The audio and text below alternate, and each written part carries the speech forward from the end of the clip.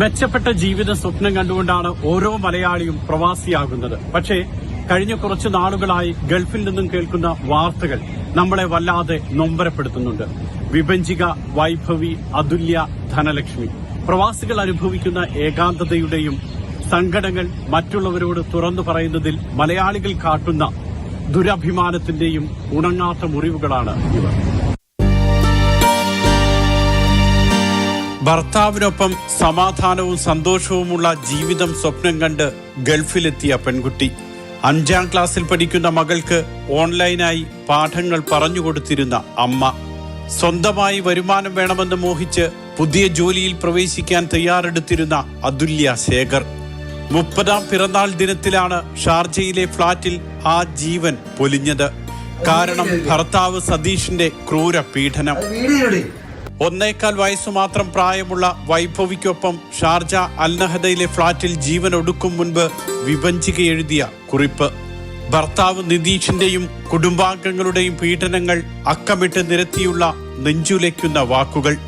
വിഭജികയും അതുല്യയും നേരിട്ട ക്രൂര പീഡനങ്ങളുടെ ദൃശ്യങ്ങളും കത്തുകളും ശബ്ദ സന്ദേശങ്ങളുമെല്ലാം നമ്മൾ ഞെട്ടലോടെ കണ്ടു, അമ്പരപ്പോടെ കേട്ടു. പക്ഷെ അപ്പോഴും ആ മരണങ്ങളുടെ യഥാർത്ഥ കാരണങ്ങളിലൊന്ന് നമ്മൾ കാണാതെ പോയി. പ്രവാസികളുടെ ഏകാന്തത, സങ്കടങ്ങൾ ഉറ്റവരോടുപോലും പങ്കുവെക്കാൻ കഴിയാത്ത അവസ്ഥ. ഇപ്പോ വിഭജികയെ പോലെ അതുല്യയെ പോലെ ഇവിടെ ഒരു തെറ്റായ ബന്ധത്തിൽ അകപ്പെട്ട് അല്ലെങ്കിൽ ട്രാപ്ഡ് ആയിട്ട് നിൽക്കുന്ന പെൺകുട്ടികൾ ഉണ്ടെങ്കിൽ, അല്ലെങ്കിൽ ആണുങ്ങളാണെങ്കിലും ശരി കേട്ടോ, പെൺകുട്ടികൾ എന്ന് മാത്രം ഞാൻ പറയുന്നില്ല. നിങ്ങൾ ഇങ്ങനെയുള്ള ഒരു ടോക്സിക് റിലേഷൻഷിപ്പിലാണ്, ഇവിടെ നിങ്ങൾ അങ്ങനെ ഒരു പീഡനത്തിന് ഇരയാവുന്നു എന്നുണ്ടെങ്കിൽ ദയവ് ചെയ്ത് എനിക്ക് പറയാനുള്ളത്, നിങ്ങൾ നിയമസഹായം തേടുക എന്നുള്ളതാണ്. ഇവിടെ ഒരു നിയമ സംവിധാനമുണ്ട്, പോലീസുണ്ട്. അങ്ങനെ ഉണ്ടെങ്കിൽ എല്ലാവരും അത്യാവശ്യം പഠിച്ചവരാണ്. ദയവ് ചെയ്ത് ഇങ്ങനെയുള്ള കടുങ്കൈകൾ ചെയ്യാതെ നിയമസഹായം തേടുക. എത്രയും വേഗം സീക്ക് ഹെൽപ്പ്. ഒരിക്കലും ഇത് ആരോടും പറയാതെ എൻ്റെ കാര്യം പറഞ്ഞു കഴിഞ്ഞാൽ വീട്ടുകാർ വിഷമിക്കോ, നാട്ടുകാർ വിഷമിക്കോ, അങ്ങനെയുള്ള കാര്യങ്ങളല്ല നിങ്ങൾ ചെയ്യേണ്ടത് അല്ലെങ്കിൽ ചിന്തിക്കേണ്ടത്. ഇതിനേക്കാളൊക്കെ എത്ര വിഷമമാണ് നിങ്ങൾ ഇങ്ങനെ ഒരു കടുങ്കൈ ചെയ്യുമ്പോൾ നിങ്ങളെ സ്നേഹിച്ചിരുന്നവർ അനുഭവിക്കേണ്ടത്. അത് ആലോചിക്കുക. അതിനേക്കാൾ വലിയ വിഷമമൊന്നുമില്ല. അതുല്യയുടെയും വിഭജികയുടെയും ഉള്ളുലയ്ക്കുന്ന നൊമ്പരങ്ങൾ അതേ അളവിൽ ആരും അറിയാതെ പോയി.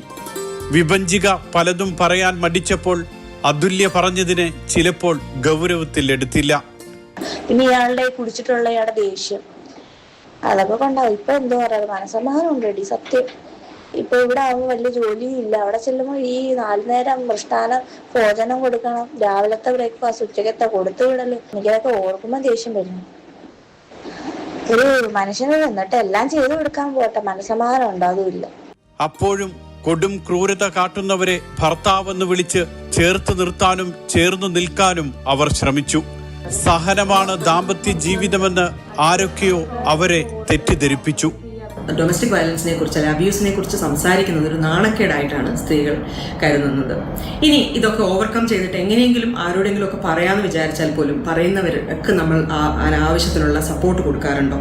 അവരോട് നമ്മൾ എന്താണ് പറയുന്നത്? മാതാപിതാക്കളാവട്ടെ, സുഹൃത്തുക്കളാവട്ടെ, സഹപ്രവർത്തകരാകട്ടെ, അതും അല്ലെങ്കിൽ നിയമ സംവിധാനത്തിലേക്ക് കിടക്കുമ്പോൾ പോലീസും കോടതിയും പോലും ചോദിക്കുന്നത് സഹിച്ചൂടെ, ക്ഷമിച്ചൂടെ എന്നാണ്. തല്ലിയത് ഭർത്താവല്ലേ, ക്ഷമിച്ചൂടെ എന്ന് ചോദിക്കുന്നത് ധാരാളം പോലീസുകാർ നമുക്കിടയിലുണ്ട്. അപ്പോൾ ഇത്തരത്തിലൊരു സാഹചര്യത്തിൽ ഡൊമസ്റ്റിക് വയലൻസിനെ നോർമലൈസ് ചെയ്യുക എന്നതല്ല നമ്മുടെ ജോലി. പകരം അതൊരു ക്രൈമാണെന്ന് ഒരു പൊതുബോധം സൃഷ്ടിക്കുക. അത്തരത്തിലുള്ളൊരു അവസ്ഥ ഉണ്ടായി കഴിഞ്ഞു കഴിഞ്ഞാൽ അതിൻ്റെ ഉള്ളിൽ നിന്ന് പുറത്തു വരിക എന്ന് വിക്ടിംസിനോടും പറയുക.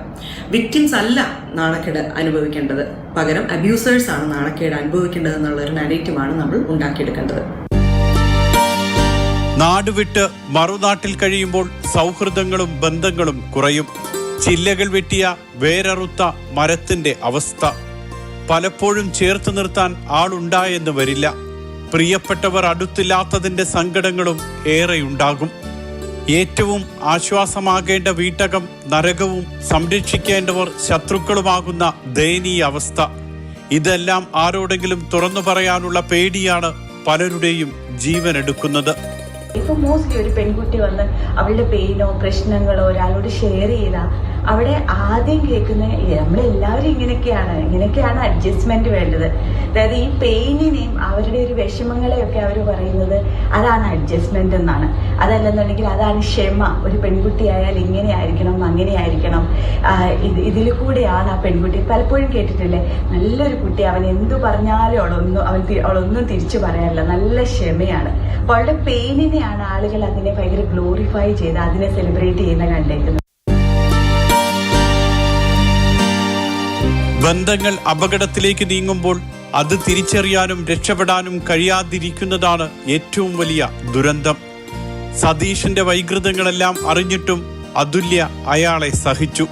പലവട്ടം വീട്ടുകാർ പിന്തിരിപ്പിക്കാൻ ശ്രമിച്ചിട്ടും എല്ലാം നേരെയാകുമെന്ന് അതുല്യ വെറുതെ മോഹിച്ചിട്ടുണ്ടാകും. സഹിക്കാൻ പറ്റുന്നില്ല, ഇത്രയൊക്കെ കാണിച്ചിട്ട് അയാളുടെ കൂടെ തന്നെ അയാളുടെ കൂടെ നിൽക്കേണ്ടി വരുന്ന അവസ്ഥയാണ്. പറ്റുന്നില്ല, സൂയിസൈഡ് ചെയ്യാൻ പോലുള്ള ധൈര്യമില്ല എനിക്ക്. ആഭരണങ്ങളും മറ്റു വസ്തുക്കളും കൊടുത്തുവിട്ട അടുത്ത ബന്ധു സൗമ്യയോടുപോലും ഉള്ളു തുറക്കാൻ വിഭജികയ്ക്കും കഴിഞ്ഞില്ല. നിതീഷ് എന്ന് പറഞ്ഞു കഴിഞ്ഞാൽ നിങ്ങൾ ആരും കണ്ടിട്ടുള്ള പോലെ ഒരു ആണുങ്ങളുടെ ഒരു പോലെ അല്ല അവൻ. ആളുകൾ എന്തു പറയുമെന്ന ആശങ്കയായിരുന്നു ഇരുവർക്കും. ഇതാണ് തിരുത്തപ്പെടേണ്ടത്. Seek help. നിങ്ങൾ സഹായം തേടണം. അത് നിങ്ങളുടെ വേണ്ടപ്പെട്ടവരോട് പറഞ്ഞിട്ടാവാം, നിങ്ങളുടെ സുഹൃത്തുക്കളോട് പറഞ്ഞിട്ടാവാം, ഇവിടെയുള്ള നിയമ സംവിധാനത്തിന്റെ സഹായം തേടിയിട്ടാവാം. എന്താണെങ്കിലും നിങ്ങൾ ഒരിക്കലും നിങ്ങളുടെ പ്രതീക്ഷ കൈവിടരുത്. നിങ്ങൾക്കൊരു സഹായം കിട്ടുന്നത് വരെ നിങ്ങൾ സഹായം തേടിക്കൊണ്ടേയിരിക്കണം. നിങ്ങൾക്ക് സഹായം കിട്ടുമെന്നുള്ളതിന് യാതൊരു സംശയവുമില്ല. ഇവിടെ എത്രയോ സംഘടനകളുണ്ട്. ഇപ്പോൾ ഷാർജയിലാണെങ്കിൽ ഷാർജ ഇന്ത്യൻ അസോസിയേഷൻ പോലെ അങ്ങനെയുള്ള എത്രയോ സംഘടനകൾ ഇവിടെയുണ്ട്. അവരിലേക്ക് എത്തിപ്പെടാൻ ശ്രമിക്കുക, അവരെ കാര്യങ്ങൾ ബോധിപ്പിക്കാൻ ശ്രമിക്കുക. അങ്ങനെ നമുക്ക് സഹായം തരാൻ കഴിയുമെന്ന് ഉറപ്പുള്ള ആളുകളിലേക്ക് എത്തിപ്പെടാൻ ശ്രമിക്കുക. അതാണ് അങ്ങനെയുള്ള പെൺകുട്ടികളോടും ആൺകുട്ടികളോടൊക്കെ എനിക്ക് പറയാനുള്ളത്. തീവ്രമായ ഏകാന്തത, ഒറ്റപ്പെടൽ, സാമ്പത്തിക ബുദ്ധിമുട്ടുകൾക്കും സാമൂഹിക അകൽച്ചകൾക്കുമൊപ്പം പ്രവാസികൾ അനുഭവിക്കുന്ന തീവ്ര ദുഃഖം ഇതാണ്. മറ്റുള്ളവർ മനസ്സിലാക്കാതെ പോകുന്നതിന്റെ നൊമ്പരങ്ങൾ നിരവധി. യോഗ്യതയ്ക്കനുസരിച്ചുള്ള ജോലിയുണ്ടാകില്ല, അധ്വാനത്തിനനുസരിച്ച് പ്രതിഫലം കിട്ടില്ല, അർഹതയ്ക്കനുസരിച്ച് അംഗീകാരവും സ്ഥാനക്കയറ്റവും ഉണ്ടാകില്ല, ചേരിതിരിവും ഗ്രൂപ്പിസവും വേറെ. വിഷാദത്തിന്റെ പടുകുഴിയിൽ വീണുപോകുന്നവരുമുണ്ട് പ്രവാസ ലോകത്ത്. നോക്കൂ, വിഷാദ രോഗം എന്ന് പറയുന്നത് ഒരു അസുഖമാണ്. നമുക്ക് കഫക്കെട്ട് വരുന്നത് പോലെ, നമുക്കൊരു പനി വരുന്ന പോലെ, നമ്മുടെ ശരീരത്തിന് അസുഖം വരുന്ന പോലെ തന്നെയാണ് നമ്മുടെ മനസ്സിന് വരുന്ന ഒരു അസുഖമാണ് വിഷാദ രോഗം. അതിനു വേണ്ടത് ചികിത്സയാണ്. പലരും പറയുന്നത് പോലെ നല്ലൊരു പാട്ട് കേട്ടാലോ, നല്ലൊരു സിനിമ കണ്ടാലോ, ഒരു ട്രിപ്പ് പോയാലോ ഒന്നും മാറുന്ന ഒരു കാര്യമല്ല, അല്ലെങ്കിൽ അങ്ങനെ മാറുന്ന ഒരു മൂഡ് ഓഫ് അല്ല. അങ്ങനെ നമ്മൾ ഒരിക്കലും അതിനെ ലഘൂകരിച്ച് കാണരുത്. വിഷാദ രോഗവുമായി നിങ്ങളെ സമീപിക്കുന്ന നിങ്ങളുടെ സുഹൃത്താവാം, അല്ലെങ്കിൽ ആരെങ്കിലും ആവാം, അവരെ ഒരിക്കലും ഇത് നിന്റെ മനസ്സിന്റെ പ്രശ്നമാണ്, ഇതൊരു ഒന്ന് പുറത്തു പോയി വന്നാൽ മാറും, നല്ലൊരു ബുക്ക് വായിക്കുക, നല്ലൊരു സിനിമ കാണുക, നല്ലൊരു പാട്ട് കേൾക്കുക എന്നൊക്കെ പറഞ്ഞ് നമ്മൾ ലഘൂകരിക്കരുത്. ഇതൊന്നും ചെയ്തു കഴിഞ്ഞാൽ അവരുടെ ഈ വിഷാദ രോഗം മാറില്ല. ഇതിന് വേണ്ടത് പ്രൊഫഷണൽ ആയിട്ടുള്ള ഹെൽപ്പാണ്, വൈദ്യസഹായമാണ്. കുഞ്ഞാവുന്നതിന് മുമ്പ് ഇത്രയും പ്രശ്നം ഉണ്ടായിരുന്നില്ല. പ്രശ്നം ഉണ്ടായിരുന്നു, അവര് അച്ഛനും മോളും ഉണ്ടാക്കുന്ന പ്രശ്നം അല്ലാണ്ട് വേറെ ഞങ്ങൾ തമ്മിൽ അങ്ങനെ അല്ലാണ്ട് പ്രശ്നങ്ങൾ ഉണ്ടായിരുന്നില്ല. ഇപ്പൊ കുഞ്ഞായപ്പോ അവരതെല്ലാം കൂടെ വെച്ചങ്ങ് അവനും കൂടെ ചേർന്ന് ഇപ്പൊ മുതലെടുക്കുക. വിവാഹബന്ധം ഏർപ്പെടുത്തിയാൽ പിന്നെ ജീവിച്ചിരിക്കില്ല. വിഭജിക പലപ്പോഴും അടുപ്പമുള്ളവരോട് പറഞ്ഞിരുന്നത് ഇങ്ങനെയായിരുന്നു. വിവാഹമോചന നോട്ടീസ് ലഭിച്ചതിന്റെ 2ാം നാളിലാണ് സ്വന്തം കുഞ്ഞിന്റെ ജീവനെടുത്ത് വിഭജിക ജീവനൊടുക്കിയത്. ദുബായിൽ മാന്യമായ ജോലിയുണ്ടായിരുന്നു വിഭജികയ്ക്ക്, ഭേദപ്പെട്ട ശമ്പളം. ഒറ്റയ്ക്ക് ജീവിക്കാൻ തീരുമാനിച്ചാൽ തിരിച്ചു പിടിക്കാവുന്നതാണ് പല ജീവിതങ്ങളും. ഇപ്പോഴും അറേഞ്ച്ഡ് മാരേജസിലൊക്കെ വിശ്വസിക്കുന്ന ആ സമ്പ്രദായം പിന്തുടരുന്ന ആൾക്കാരാണ് നിങ്ങളെങ്കിൽ, ഒരു പെൺകുട്ടിയെ വിവാഹം കഴിച്ചു കൊടുക്കാൻ തയ്യാറെടുക്കുകയാണെങ്കിൽ അവരോട് കൃത്യമായി പറഞ്ഞു കൊടുക്കേണ്ട ചില കാര്യങ്ങളുണ്ട്. ടോക്സിക് റിലേഷൻഷിപ്പ് എന്താണ്, ഇമോഷണൽ അബ്യൂസിനെ കുറിച്ച്, ഫിസിക്കൽ വയലൻസിനെ കുറിച്ച്, ഡൊമസ്റ്റിക് വയലൻസിനെ കുറിച്ചൊക്കെ പറഞ്ഞ് മനസ്സിലാക്കി കൊടുക്കുക. ഇത്തരമൊരു സാഹചര്യം ജീവിതത്തിൽ ഉണ്ടായാൽ സഹിക്കാനും ക്ഷമിക്കാനും അല്ല പറയേണ്ടത്, അത് സഹിക്കേണ്ട നമ്മളുടെ റൈറ്റ്സിനെ കുറിച്ച് അവരോട് പറഞ്ഞ് മനസ്സിലാക്കി കൊടുക്കുക. ആർക്കും നിങ്ങളെ ഉപദ്രവിക്കാനുള്ള അവകാശമില്ല, അധികാരമില്ല. അപ്പം അങ്ങനെ ഒരു സാഹചര്യം ഉണ്ടായാൽ ഒപ്പം ഉണ്ടാവുമെന്നും ഇറങ്ങിപ്പോരാൻ അല്ലെങ്കിൽ സ്വന്തം കാലിൽ നിൽക്കാൻ സഹായിക്കുമെന്നുള്ള ഒരു ഉറപ്പാണ് നിങ്ങൾ അവർക്ക് കൊടുക്കേണ്ടതെന്നാണ് എനിക്ക് തോന്നുന്നത്. നമ്മൾ ഒരിക്കലും ഡൊമസ്റ്റിക് വയലൻസിനെ അല്ല നോർമലൈസ് ചെയ്യേണ്ടത്, ഡിവോഴ്സിനെയാണ്. സഹിക്കാൻ പറ്റാത്ത ജീവിത സാഹചര്യങ്ങളിലൂടെ കടന്നു പോകേണ്ടി വന്നു കഴിഞ്ഞാൽ, അല്ലെങ്കിൽ ഡൊമസ്റ്റിക് വയലൻസോ മറ്റു പല രീതിയിലുള്ള അബ്യൂസിലൂടെ കടന്നു പോകേണ്ടി വന്നു കഴിഞ്ഞാൽ ഡിവോഴ്സ് എന്ന് പറയുന്ന ഒരു ഓപ്ഷൻ ഉപയോഗിക്കാനും അത് ഉപയോഗിച്ച് പുറത്തു വരാനും പിന്നീട് ഒരു ജീവിതം കെട്ടിപ്പടുക്കാനും അതിനൊക്കെയുള്ള സാധ്യതകളുണ്ടെന്ന്, there is life after divorce എന്ന് അവരെ പറഞ്ഞ് മനസ്സിലാക്കണം. ഗൾഫിലെത്തിയ എല്ലാവരുടെയും ജീവിതം സുന്ദരവും സുരഭിലവുമാണെന്ന് ആരും തെറ്റിദ്ധരിക്കരുത്. ബുർജ് ഖലീഫയ്ക്ക് മുന്നിലെ ചിത്രങ്ങളും നഗര സൗന്ദര്യത്തോട് ചേർന്നുള്ള കാഴ്ചകളും കാണുമ്പോൾ അതാണ് യഥാർത്ഥ ഗൾഫ് ജീവിതമെന്ന് നാട്ടിലുള്ളവരും തെറ്റിദ്ധരിക്കരുത്. ഇതിനൊക്കെ അപ്പുറം ഒരു യഥാർത്ഥ ജീവിതമുണ്ട്. 12 മണിക്കൂറും ചിലപ്പോൾ അതിലധികവും ജോലി ചെയ്യുന്നവർ, ആഴ്ചയിൽ ഒരവധി പോലും കിട്ടാത്തവർ. അപ്പോൾ ഒരു കയറ്റത്തിന് ഒരു ഇറക്കമുണ്ട്, ഒരു അസ്തമയത്തിന് ഒരു സൂര്യോദയമുണ്ട്. അങ്ങനെ പ്രതീക്ഷയോടുകൂടി ജീവിച്ചാലേ നമുക്ക് ഓരോ ദിവസവും നമുക്ക് ജീവിച്ച് തീർക്കാൻ സാധിക്കുകയുള്ളൂ. അപ്പോൾ ഒരിക്കലും പ്രതീക്ഷ കൈവിട്ട് ഇങ്ങനെയുള്ള കടുംകൈകൾ നിങ്ങൾ ഒരിക്കലും ചെയ്യരുത്. അവസാനം വരെ നമ്മൾ എന്നാണോ നോർമലായിട്ട് നമ്മുടെ മരണം എന്നാണോ വരുന്നത് അതുവരെ നമ്മൾ ഫൈറ്റ് ചെയ്തുകൊണ്ടേയിരിക്കണം. ഓരോ ജീവിതവും നിങ്ങൾ ഒരിക്കലും വിചാരിക്കരുത് നിങ്ങൾക്ക് മാത്രമാണ് ഈ പ്രശ്നം, ബാക്കിയുള്ളവരെല്ലാം സുഖിച്ച് ജീവിക്കുകയാണ്. അല്ല, എല്ലാ ജീവിതവും, എല്ലാ മനുഷ്യന്റെ ജീവിതവും എന്ന് പറയുന്നതും ഒരു യുദ്ധം തന്നെയാണ്.